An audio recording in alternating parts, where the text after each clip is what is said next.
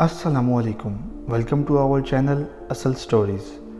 دوستو، world war 2 1939 یہ وہ وقت تھا جب ہٹلر نے پولینڈ پر اٹیک کر دیا اور پھر دیکھتے ہی دیکھتے بہت سے ممالک اس جنگ کا حصہ بن گئے۔ دوستو، ورلڈ وار 1 کے نتائج کے بعد امریکہ نے یہ سوچ رکھا تھا کہ ایشیا اور یورپ کے درمیان جب بھی ایسا کوئی وقت آیا تو وہ اس کا حصہ نہیں بنے گا، لیکن جب جاپان نے پرل ہاربر پر اٹیک کیا تو اس کے بعد امریکہ کو مجبوراً اس جنگ کا حصہ بننا پڑا۔ 5 اگست 1945 کی ایک شام تھی۔ سورج کی الوداعی کرنیں جاپان کے علاقوں سے تیزی سے غائب ہوتی جا رہی تھی اور اندھیرا جاپان کا مقدر بنتا جا رہا تھا۔ نیوکلیئر اٹیک سے پہلے جاپان میں یہ آخری رات تھی۔ لٹل بوائے نامی امریکن نیوکلیئر بم صبح جاپان کے شہر میں بسنے والے 2 لاکھ جاپانی شہریوں کی نہ صرف جان لینے والا تھا بلکہ ہیروشیما شہر کو ہی اڑا دینے والا تھا۔ جاپان اور امریکہ ایک دوسرے پر اپنی پوری قوت سے حملے کرنے میں مصروف تھے۔ اس کے باعث جاپانی شہریوں کی زندگی بہت مشکل ہو چکی تھی۔ جب دوسری جنگ عظیم کا آغاز ہوا تھا، جاپان کے اس شہر میں تقریباً 4 لاکھ سے زیادہ افراد رہتے تھے۔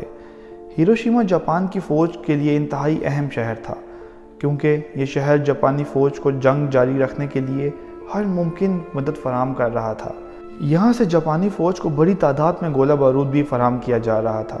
یہی وجہ تھی کہ جاپان کی فوج نے ہیروشیما میں رہنے والوں کی بڑی تعداد کو اس شہر سے جاپان کے دوسرے علاقوں میں منتقل کر دیا تھا، اور اب ہیروشیما میں 2 لاکھ سے زیادہ افراد اپنی زندگی گزار رہے تھے، جو یہ نہیں جانتے تھے کہ ہیروشیما کے آسمان پر اتری ہوئی یہ رات ان کی زندگی کی آخری رات ہوگی۔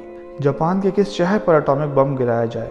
امریکہ نے اس کے لیے جاپان کے 4 شہروں کو چنا تھا، اور وہ 4 شہر تھے ہیروشیما، ناگاساکی، کوکورا اور اس کے بعد نگاتا شہر کی باری تھی۔ پر ان 4 شہروں میں سے سب سے پہلے کس شہر پر اٹامک بم گرایا جائے؟ امریکہ نے اس پر کافی غور کیا اور پھر یہ فیصلہ کیا کہ ہیروشیما چونکہ صنعتی اور فوجی اعتبار سے بڑا اہم شہر ہے، اس لیے اس شہر پر پہلے اٹامک بم گرایا جائے گا۔ امریکہ یہ فیصلہ کر چکا تھا کہ جس جہاز سے جاپان پر اٹامک بم گرایا جائے گا وہ ٹینین جزیرے سے اڑان بھرے گا، اور جہاز کی حفاظت کرنے کے لیے 2 جہاز بھی ساتھ روانہ ہوں گے۔ ان 2 جہازوں میں جدید کیمرے اور آلات بھی ہوں گے تاکہ وہ اٹامک بم لے جانے والے اس جہاز کی حفاظت کرنے کے ساتھ ساتھ اٹامک بم کی تباہ کاری اور اس سے ہونے والے نقصان کا جائزہ بھی لے سکیں، اور اٹامک بم سے تباہ ہونے والے ہیروشیما کی ویڈیوز اور تصاویر بھی بنا سکیں۔ پر ان جہازوں کی اڑان بھرنے سے پہلے امریکہ نے 3 مزید جہاز جاپان بھیجنے کا فیصلہ کیا تاکہ وہ جاپان کے موسم اور حالات کا جائزہ لے سکیں اور اٹامک بم گرانے والے جہاز کو اس کے بارے میں معلومات فراہم کر سکیں۔ ان اہم فیصلوں کے علاوہ امریکہ نے یہ اہم فیصلہ بھی کیا کہ جاپان پر اٹامک بم گرانے والے B-29 بومبر طیارے کو کرنل پال اڑائیں گے۔ کرنل پال 2 لاکھ جاپانی شہریوں کو موت کے گھاٹ اتارنے کے لیے بالکل تیار تھا۔ اسے اس بات پر ذرا بھی افسوس نہ تھا کہ وہ اب سے کچھ گھنٹوں بعد دنیا کا پہلا اٹامک بم گرانے جا رہا ہے۔ جہاز میں 9700 پاؤنڈ وزنی لٹل بوائے نامی اٹامک بم رکھ دیا گیا تھا، اور کرنل پال اٹامک بم لدے اس جہاز کو لے کر بس کچھ ہی دیر میں روانہ ہونے والا تھا۔ کرنل پال اس جہاز میں جاپانیوں کے لیے قیامت لے کر روانہ ہونے والا تھا۔ امریکہ کی اس انتہائی خفیہ مشن کو مکمل کرنے کے لیے 3 جہاز رات کے 1:37 پر جاپان کے موسم اور حالات کا معائنہ کرنے کے لیے جاپان کے مختلف شہروں ہیروشیما، کوکورا، ناگاساکی کی طرف روانہ ہوئے۔ 3 جہازوں کا 3 مختلف جاپانی شہروں کی طرف روانہ ہونے کا مقصد یہ تھا کہ اگر امریکہ کسی وجہ سے ہیروشیما پر اٹامک بم گرانے میں ناکام رہتا ہے تو اس صورت میں اٹامک بم کو کوکورا یا ناگاساکی پر گرایا جائے گا۔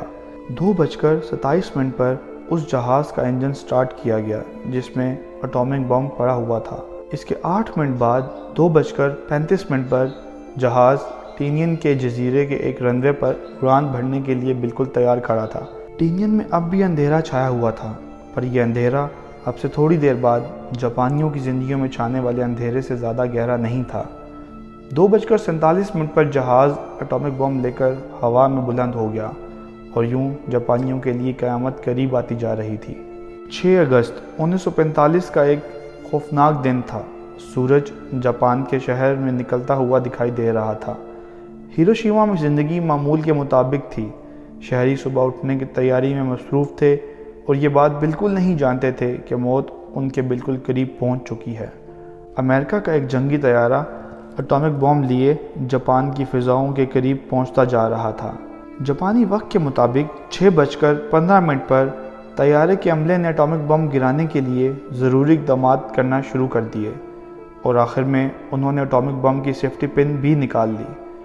وہ جہاز جو ہیروشیما کے موسم اور حالات کا جائزہ لینے روانہ ہوا تھا، اس نے 7:24 پر ہیروشیما شہر پر پرواز کرتے ہوئے B-29 بمبر طیارے کے پائلٹ کرنل پال کو پیغام بھیجا کہ ہیروشیما میں موسم صاف ہے اور بم گرانے کے لیے حالات سازگار ہیں۔ اس کے بعد وہ جہاز ہیروشیما سے روانہ ہو گیا۔ ہیروشیما میں رہنے والے 2 لاکھ سے زیادہ افراد کے پاس اپنی زندگی بچانے کے لیے صرف ایک ہی رستہ تھا کہ وہ ہیروشیما شہر سے باہر کہیں نکل جائیں، اور ایسا کرنے کے لیے ان کے پاس اب صرف 45 منٹ ہی باقی بچے تھے۔ لیکن وہ بیچارے کرتے بھی تو کیا کرتے؟ وہ تو بالکل بھی نہیں جانتے تھے کہ امریکہ ان پر اٹامک بم پھینکنے والا ہے، جس سے ان کے سارے خواب، ان کا سارا شہر اور ان کی ساری زندگی ختم ہونے والی تھی۔ اٹامک حملہ ہونے سے صرف 15 منٹ پہلے کچھ جاپانیوں نے اپنے ملک کی فضاؤں میں نہایت نیچی پرواز کرتے ہوئے 3 امریکی جہازوں کو دیکھا جو ہیروشیما شہر کی طرف بڑھ رہے تھے۔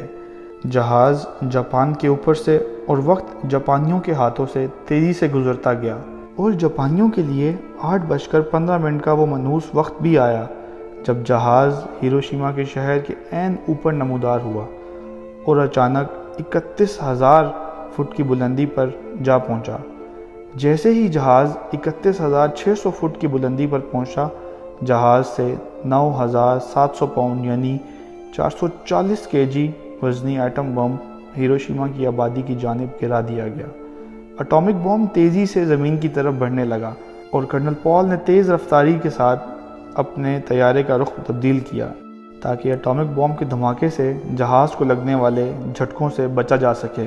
43 سیکنڈ بعد اٹامک بم یعنی کہ صرف 43 سیکنڈز کے بعد اٹامک بم ہیروشیما کی آبادی سے 19,000 فٹ کی بلندی پر پھٹ گیا، اور اٹامک بم پھٹنے کے 1 مائکرو سیکنڈ یعنی جتنی دیر میں ایک بجلی کا بلب آن ہوتا ہے، ہیروشیما میں درجہ حرارت 6,000 ڈگری سینٹی گریڈ تک جا پہنچا، جو کہ سورج کے درجہ حرارت سے بھی کہیں زیادہ ہے۔ پر یہ درجہ حرارت چند لمحوں کے لیے رہا مگر پھر گرنے لگا۔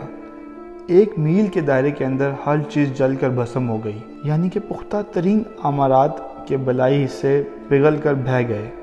اس 1 میل کے دائرے میں اٹامک بم پھٹنے کے 1 سیکنڈ کے اندر 70,000 لوگ بھاپ بن کر اڑ گئے۔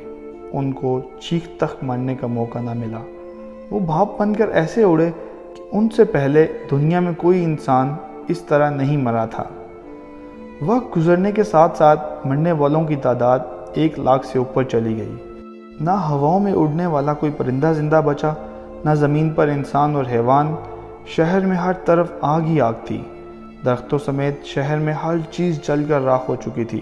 ہیروشیما پر دھوئیں کے بادل چھا چکے تھے، ہر طرف اندھیرا چھا گیا تھا۔ جاپان کی بدقسمتی دیکھ کر رشیا بھی پیچھے نہ رہ سکا، اس نے بھی جاپان پر حملہ کر دیا۔ رشیا نے جاپان پر اسی دن حملہ کیا جس دن امریکہ نے جاپان کے شہر ناگاساکی پر ایک اور ایٹم بم گرا دیا، اور جاپان کے اس شہر میں بھی قیامت اتر آئی۔ ہم جاپان کے اور شہروں پر بھی ایسے ہی اٹامک حملے کریں گے۔ امریکی صدر کے اس بیان کے بعد بھی پوری دنیا سوئی رہی۔ طاقتور ممالک کے رہنماؤں کو جاپان کے لیے نہیں تو کم سے کم انسانیت کے لیے اٹھنا چاہیے تھا۔ امریکہ نے جو کہا وہ ہیروشیما پر اٹامک حملے کے صرف 3 دن بعد کر کے بھی دکھایا، اور جاپان کے شہر ناگاساکی پر بھی اٹامک بم گرا دیا گیا، اور وہاں بھی انسان ہیروشیما میں رہنے والے انسانوں کی طرح بھاپ بن کر اڑ گئے۔ ہیروشیما پر اٹامک حملے میں زندہ بچ جانے والوں کی داستانیں اس سے بھی زیادہ دل دہلا دینے والی ہیں۔ یہ داستانیں ایسی ہیں جن کے بارے میں دنیا میں بہت ہی کم لوگ جانتے ہیں۔ دوستو، جب بھی کسی 2 ممالک کے درمیان نیوکلیئر وار ہوتی ہے تو اس سے نہ صرف شہروں کا مالی بلکہ بہت بھاری تعداد میں جانی نقصان بھی ہوتا ہے۔ ہیروشیما اور ناگاساکی پر اٹامک بم گرنے کے بعد جو قیامت برپا ہوئی، یہ وہی جانتے ہیں جو وہاں پہ موجود تھے۔ انشاءاللہ اگلی کسی اور ویڈیو میں آپ سے پھر ملاقات ہوگی، تب تک کے لیے اجازت دیں۔ اللہ حافظ۔